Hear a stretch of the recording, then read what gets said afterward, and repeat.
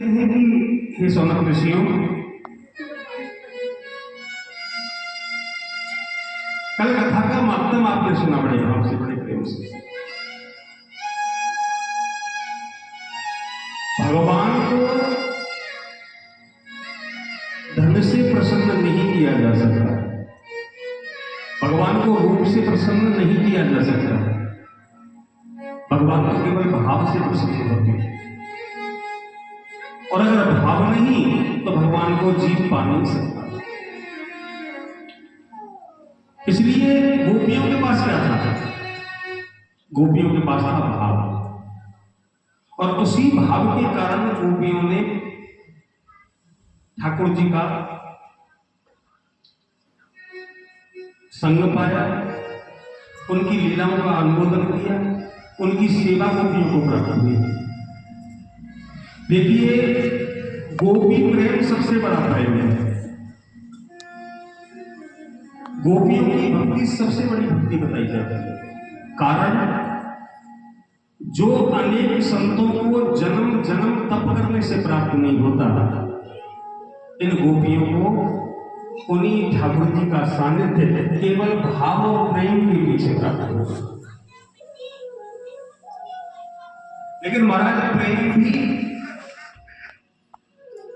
मन से किया जाता है, और प्रेम की कई परिभाषाएं होती हैं। एक स्वार्थ को लेकर प्रेम होता है और एक निस्वार्थ प्रेम होता है। गोपियों का निस्वार्थ प्रेम है, जिसे अनन्य भक्ति कहा जाता है। अनन्य और अनन्य प्रेम और अनन्य भक्ति कौन सी होती है जानते हैं? अनन्य प्रेम होता है अनन्य, जिसमें एक के अलावा दूसरा कोई अन्य हो ही नहीं। बोलो जैसे खाते पीते सोते जाते बैठते उठते हैं, सब में बाकी बिहारी दिखाई देते। यही तो अनन्य प्रेम है। गोपियों का यही हाल था। अगर सब्जी बनाती, साग बनाती, तो उसमें भी बिहारी जी दिखाई देते थे।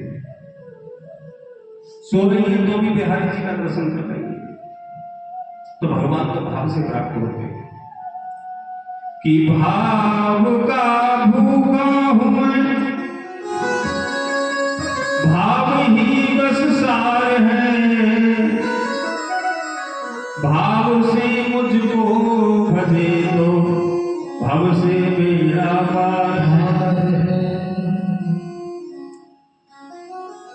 भावना में भाव ना तो भावना बेकार है, भावना में भावना तो भावना बेकार है, और भावना में भाव है तो भव से बेड़ा पार है। इसलिए भावना में भी भाव की आवश्यकता पड़ती है। हे ऋषियों, आपने हमसे कहा कि 24 अवतार कौन कौन से होते, अब उनकी कथा हम सुनना चाहते, आप सुनना चाहते हैं तो आपको वर्णन सुनाते हैं। सबसे पहला नारायण का जो अवतार हुआ वो सनातन संत कुमार के रूप में हुआ। इन्होंने संसार को आत्मबोध का ज्ञान दिया। दूसरा जो अवतार है वो 12 अवतार हुआ, जिन्होंने पृथ्वी का उद्धार किया। तीसरा अवतार हुआ यज्ञ अवतार, इसमें उन्होंने मनवंतर का पालन किया। फिर अवतार हुआ कपिल देव का। कपिल देव के अवतार में भगवान ने सांख्य नाम की भक्ति का ज्ञान प्राप्त कराया, सांख्य योग। फिर दत्तात्रेय अवतार है नाम के जो नरेश हैं उनको ज्ञान कराया। फिर नरनारायण अवतार, इस अवतार में तप का ज्ञान दिया। उसके बाद हरि अवतार, महाराज ध्रुव के लिए भगवान ने हरि अवतार धारण किया। पृथु अवतार, पृथ्वी का दोहन करने के लिए। फिर हैग्रीव अवतार, लोक उद्धार के लिए। कच्छप अवतार, समुद्र मंथन के समय पर। कच्छप अवतार, मोहिनी अवतार, इसके बाद नरसिंह अवतार प्रहलाद की रक्षा के लिए, हरि अवतार गज और ग्रह का उद्धार करने के लिए, फिर वामन अवतार बलि पर कृपा करने के लिए, हंस अवतार योग ज्ञान का उपदेश देने के लिए, इसके बाद मनवंतर अवतार, धन्वंतरी अवतार, परशुराम अवतार दुष्टों का संहार करने के लिए, फिर राम और कृष्ण अवतार, वेदव्यास अवतार, श्री सुखदेव भगवान अवतार, उसके बाद बुद्ध का अवतार। इन 24 अवतारों का वर्णन श्री सूत जी महाराज ने सुना और इन्हीं 24 अवतार की कथाओं में पूरे 7 दिन की भागवत हो गई। 25वें नंबर का जो अवतार बताया जाता है, कहीं कहीं शास्त्र पद्धति उसको 24वां मान लेती है, बाकी 25वां है जो कल की अवतार संबल गांव में होगा।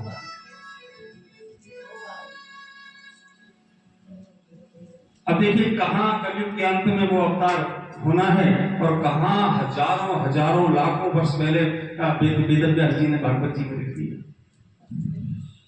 बोलो बाल कृष्ण लाल की।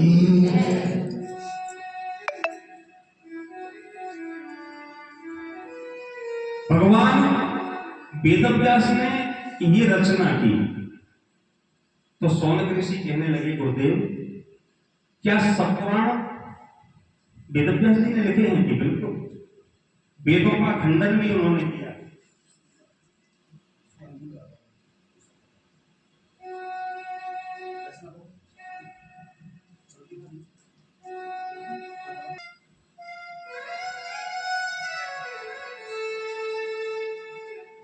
आपने कल सुखदेव जी के जन्म की कथा सुनी। जैसे ही उन्होंने वेदव्यास के घर पर अवतार लिया, जन्म लिया, पैदा होते ही चल दिए, मैंने कल की कथा में कहा था, पीछे पीछे वेदव्यास जी दौड़ रहे, अरे पुत्र जन्म लेते कहां जाते हो?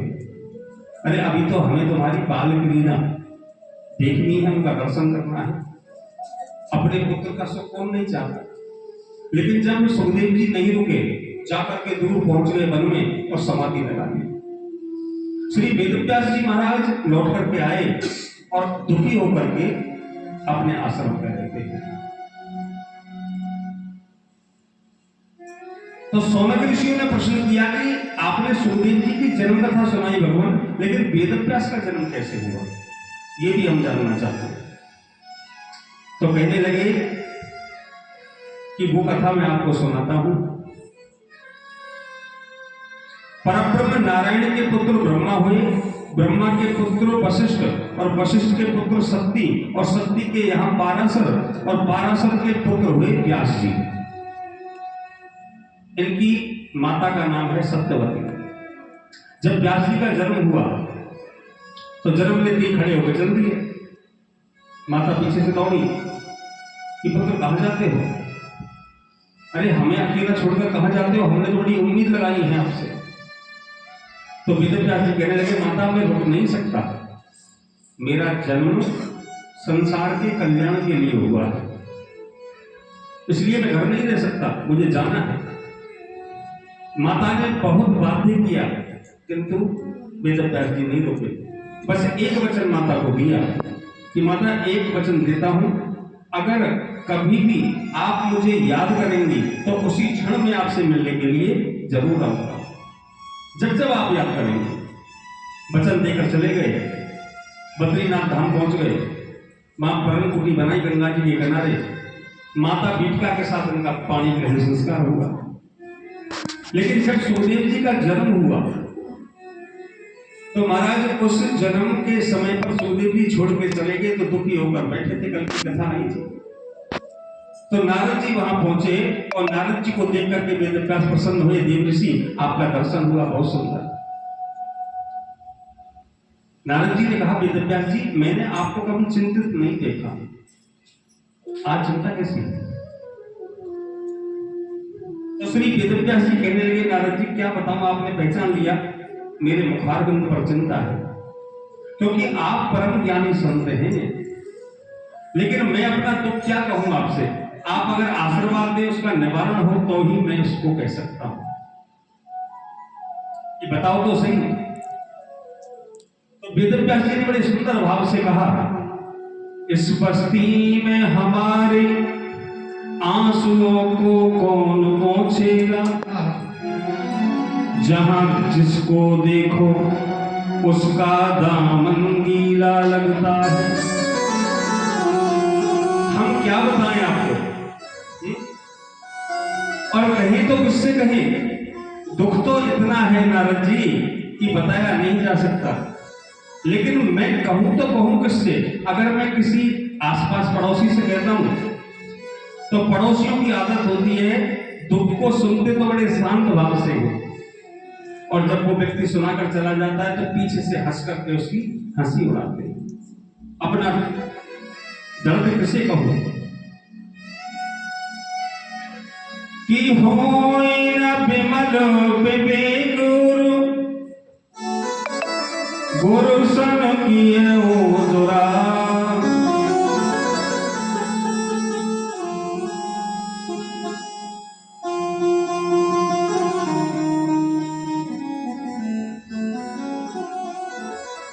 अपना दुख किसको कहूं? आपको कहा है अगर आप आशीर्वाद देंगे मेरा दुख दूर हो जाए। कि क्या दिक्कत है आपको? आप तो बड़े ज्ञानी हैं महाराज, आपने वेदों का खंडन किया है, पुराणों की रचना की है, फिर भी दुखी कि मेरा पुत्र जन्म लेते ही मुझे छोड़कर चला गया। नारद जी हंसने लगे और कहने लगे दुख की बात तो है, लेकिन तुम भी तो जन्म लेकर अपनी माता को छोड़कर आए थे, पिता को छोड़कर आए थे। ऐसा ही तुम्हारे पुत्र ने कर दिया कि भगवान चलो जो हुआ सो हुआ, लेकिन मुझे वो सुख कैसे प्राप्त हो? कि तुमने कितने पुराणों को लिखा है? तो कहने लगे मैंने 17 पुराण लिख दिए, कि 18वां पुराण तो अभी लिखा ही नहीं। कि हाँ, तो भगवान कृष्ण की लीलाओं का अनुमोदन कीजिए और 18वें नंबर का पुराण श्रीमद् भागवत महापुराण को लिख दीजिए। बोलिए श्रीमद् भागवत महापुराण की जय। जय श्री राम। जब आप भागवत जी का वर्णन लिखोगे तो महाराज भागवत जी तो ऐसा पुराण है, एक श्लोक तो क्या आधा श्लोक भी अगर जी बोल ले तो उसका कल्याण हो जाता है। जिसमें आप उस पुराण को लिखोगे तो निश्चित भागवत जी आप पे कृपा करेगी। उसी समय श्री वेदव्यास जी ने भागवत जी को लिखना प्रारंभ किया और महाराज 18,000 श्लोक लिख करके भागवत तैयार की। नारद जी कहने लगे आप तो थोड़े से दुख से दुखी हैं, मैं भी तो पिछले जन्म में एक दासी का बेटा था। संतों के पास मेरी मां मुझको लेकर चली गई और संतों के आश्रम में रहकर उनका झूठन खा करके मैं बड़ा हुआ। संतों से मुझको भगवान की भक्ति प्राप्त हुई और भगवान की भक्ति करके दूसरे जन्म तीसरे जन्म इस प्रकार 2-4 जन्म लेकर मैं ब्राह्मण के घर उत्पन्न हुआ और वहीं समुद्र के किनारे बैठकर मैंने तप किया और मुझे उद्धार प्राप्त हुआ और आज मैं ब्रह्मा जी का मानस पुत्र बन करके आपके सामने प्रकट हूं। इसलिए भगवान पे भरोसा रखो। आपने तो भागवत जी को लिखा है तो निश्चित बिहारी जी आप पे कृपा करेंगे। देखिए भागवत जी समाधि का ग्रंथ है, क्योंकि वेदव्यास जी ने चेतन अवस्था में इस पुराण को नहीं लिखा। समाधि ग्रंथ, समाधि लग गई और लेखन प्रारंभ हो गया। इसको सुनने के लिए, इसको समझने के लिए, इसको कहने के लिए विशेष शांति की आवश्यकता है। जरा सा थोड़ा सा ध्यान भंग होगा, पूरी कथा दिमाग से उतर जाती है। समाधि भाषस्य व्यासस्य, समाधि भाषा व्यास जी की है। अब जैसे ही रचना पूर्ण हुई तो वेदव्यास जी का एक पुत्र है जिसका नाम है जैमिनी। जैमिनी ने सुखदेव को वन में समाधि लगाते हुए देख लिया, दौड़ करके आए और गुरुदेव को प्रणाम किया। गुरुवर, मैंने आपके पुत्र सुखदेव को देखा है कि कहां, गहन जंगल में, गहरे वन में वो तपस्या कर रहा है, योग समाधि लगाई हुई है कि उसको जाकर के भागवत जी का श्लोक सुनाओ। महाराज एक श्लोक लिखा, नारद जी ने कहा था, तो वेद व्यास जी ने एक पर्ची बनाई छोटी सी, एक श्लोक लिख दिया भागवत जी का कि इसको ले जाकर सुनाओ व्यास जी के पुत्र को। अब मैंने कहा ना कि भागवत जी का एक अक्षर होता है ना महाराज, वो भी कैसे कैसे व्यक्ति के मन को अपनी ओर मोड़ लेता है। यहां तो पूरा श्लोक भेज दिया कि बरहा पीड़म नटवर वपु कर्णयोर कर्णकारम विप्रदवास कनक कपिशं वैजयन्तीं च मालां किरंध्राण वेणुरधर सुदिया पूरिया गोपवृन्दै वृंदारण्यम सुखधर्मणं प्राविशद गीत कीर्तिं। अब महाराज श्लोक ले जाकर के जेमनी पहुंचा वन में और सुखदेव जी के सामने श्लोक को गाने लगा। आधा श्लोक गाया, योग की निद्रा है वो छूट गई और एकदम छटपटा करके सुखदेव जी ने कहा ये श्लोक कहां से लाए, इसको मुझे दिखाओ। पर्ची दे दी। हमारा जैसे ही पढ़ा तो मंत्र मुग्ध हो गए। बरहा पीड़म नटवर बपू कर्णयोर कर्णकारम। वृंदावन में बांके बिहारी अपने पैर के ऊपर पैर रख करके टेढ़े खड़े हैं और टेढ़ा ही मुकुट लगाया है और मकर के आकार का एक कान में कुंडल, दोनों में नहीं, एक कान में कुंडल लटका हुआ है ऐसे। बंसी होठों पे विराजित है जो हमेशा उनके अधरों का रसपान करती है। वृंदावन का रमणीय स्थान है। इतना बस सुना, वो श्लोक देखा, एकदम योग निद्रा छूट गई और छटपटाने लगे कहां से लाए हो श्लोक कि हमारे गुरु जी ने लिखा है कि ऐसे श्लोक गुरु जी के पास कितने हैं। अरे महाराज उनके पास तो 18,000 क्या लाखों लाखों श्लोक। अच्छा हाँ, तो क्या आपकी गुरु मुझे सिखाई देगी? बिल्कुल, लेकिन अगर आपको श्लोक सीखने हैं तो आपको गुरु जी के आश्रम में चलना पड़ेगा। वहां एक श्लोक और लेके आओ। महाराज दौड़ करके जेमनी गया, वेद व्यास जी ने पर्ची बनाई, बड़ा सुंदर लिखा हुआ था और उस श्लोक को ले जा करके सुखदेव जी के सामने रख दिया कि अहो पतियस्तन कालकूटम कि जिघांसया पाय यद्यपि साध्वी लेभे गतिं धातु तन्मयं कंवादयालुं शरणं व्रजे।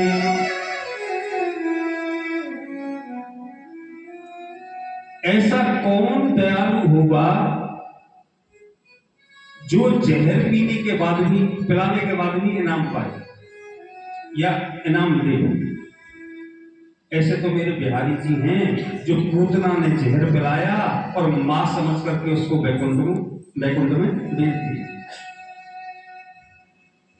पिलाया तो जहर था, लेकिन मां क्या पिलाती है? दूध पिलाती है।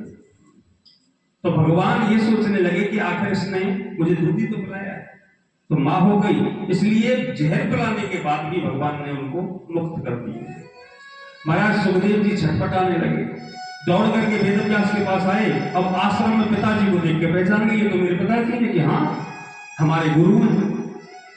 तो मैं तो घर में आना ही नहीं चाहता कि नहीं आना चाहते, तो 18,000 श्लोक ऐसे लिखे हैं गुरु जी ने, वो कहां से सीखोगे?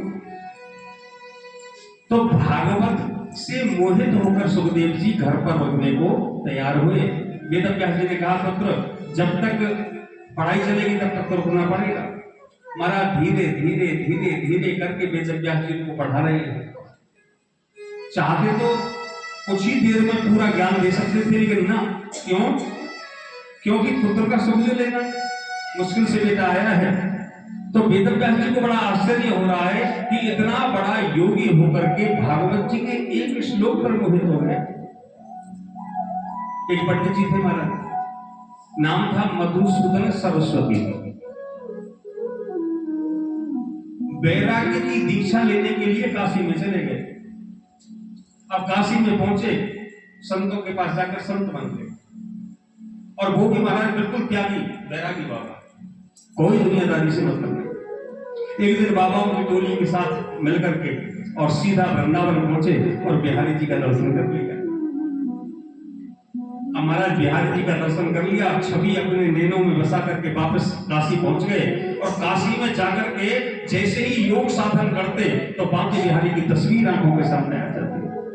मधुसूदन सरस्वती एकदम छटपटाने लगे, दौड़ करके वृंदावन आए, फिर बिहारी जी का दर्शन किया, कुछ दिन रुके, फिर चले गए और जैसे ही बनारस यानी काशी में जाते मन में वही बांके बिहारी घूमे, बार बार मन नहीं माना, 3-4 बार आए और अंत में तो एक बाबा ने कह दिया, कह रहे बाबा क्यों घूमते हो, अगर इतना बिहारी जी से प्रेम है तो काशी को छोड़ गए को नहीं देते, वृंदावन में बस जाओ। ऐसा प्रभाव है मेरे बिहारी जी का। तो उन्होंने संत को बड़ा सुंदर जवाब दिया। उन संत ने पूछने वाले संत को सुंदर जवाब दिया कि मैं क्या करूं, मैंने तो वैराग्य की दीक्षा ली थी कि वैराग्य भी थी विपत्ति के रूपाशा, स्वैराज सिंहासन लाउद दीक्षा,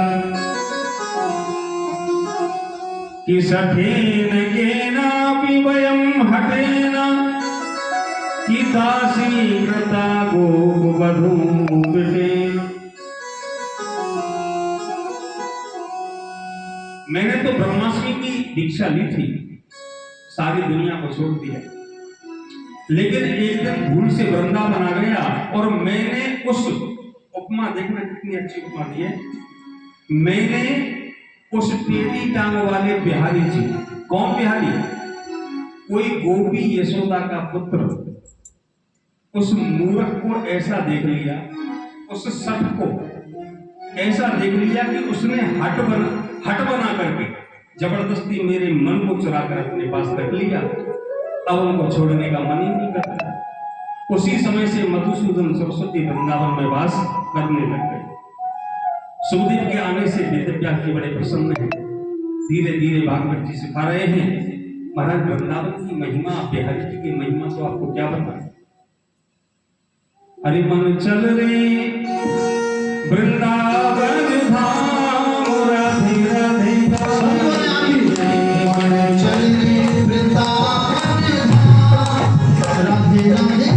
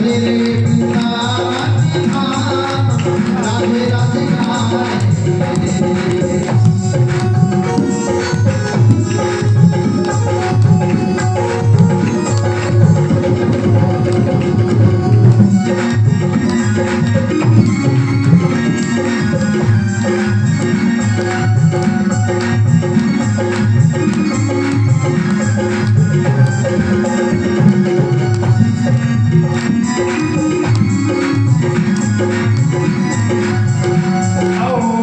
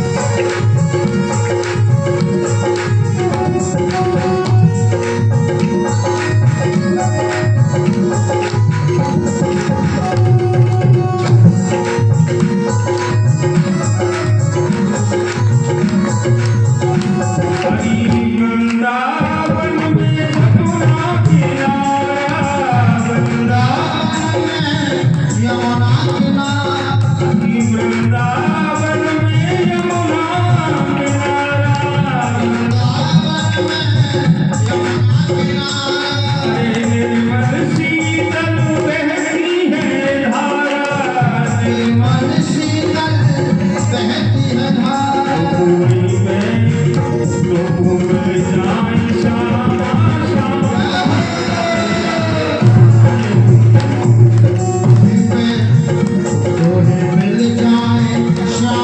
श्यामा, राधे राधे गाए चल रे वृंदावन धाम, राधे राधे गाए।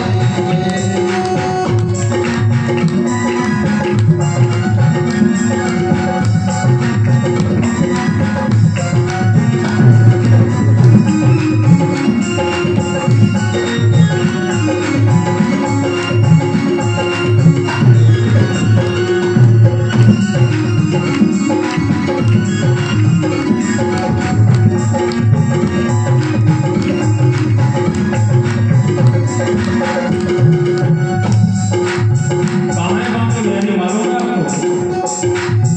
देखिए, जो सबसे पहले बांके बिहारी प्रकट हुए वो हुए हैं निधवन में, और दूसरे बांके बिहारी बन जाते हैं दर्शन करने। सबसे पहले बांके बिहारी कहाँ? निधवन में।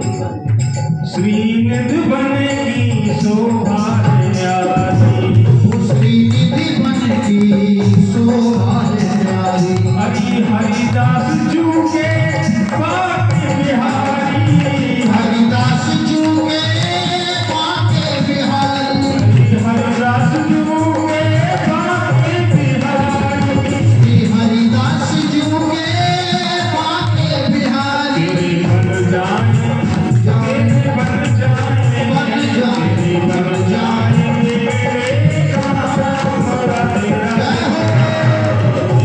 तेरे बिगड़े काम राधे राधे गाए, चल रे वृंदावन धाम, राधे राधे गाए।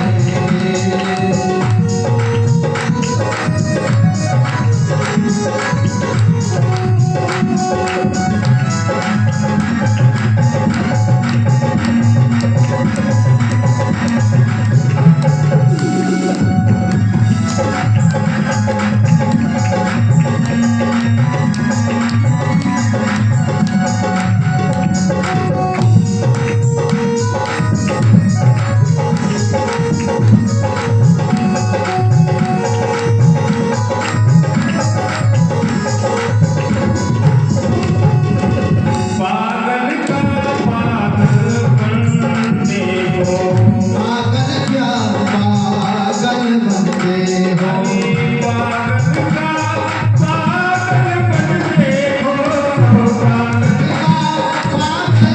बनते हो। हमारे बिहारी जी को पाने के लिए पागल बनना पड़ता है। हाँ, पागल का पागल बनते हो, पागल का पागल बनते हो, प्रभु की खातिर तन मनते हो, प्रभु की खातिर तन बनते हो। बरसाना भवन का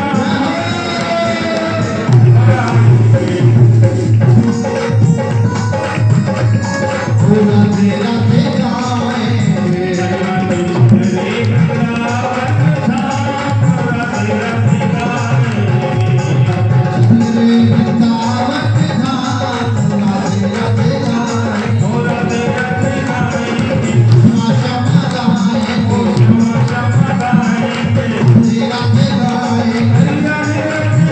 श्यामा गाएंगे, श्यामा गाएंगे।